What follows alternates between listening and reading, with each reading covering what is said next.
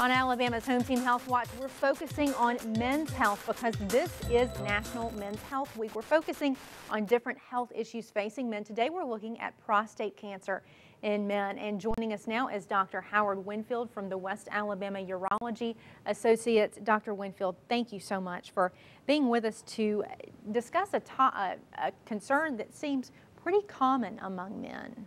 Absolutely. Thank you, first of all, for inviting me. Sure.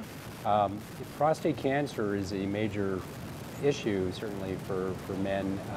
It's the #1 cancer, non-skin cancer in men in the United States, and it contributes to about the second most common cause of death from prostate cancer.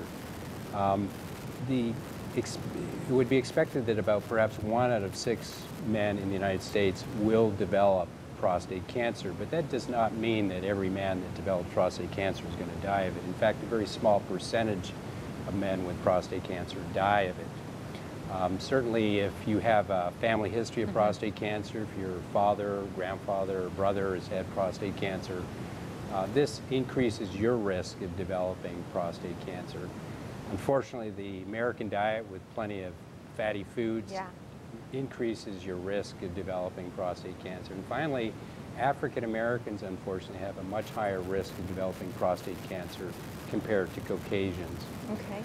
So if you look at the number of cases of prostate cancer in the United States, probably there will be close to 230,000 men that will die of prostate cancer this year. All right. What about symptoms? Are they easy to recognize? Well, unfortunately, there's not a lot of symptoms in the early stages of prostate cancer, and that's really when you want to pick it up. But if a man comes in and says they've noticed a very rapid change in their voiding habits, or if they've noticed some blood in their urine, or if they're starting to complain of loss of weight, appetite, or bone pains, that's rather concerning for possibly at more advanced prostate cancer. So really the people that we want to pick up are the patients who have absolutely no symptoms at all. We only have a few seconds left, but what about screenings for prostate cancer? You know, I think screening is extremely important, and it's recommended by the American Urology Association that any man over 40 years old, certainly over 50, should have an annual digital rectal examination and a PSA test. And this hopefully will give you the jump start, the head start as far as picking up prostate cancer if it's present, so we can cure it.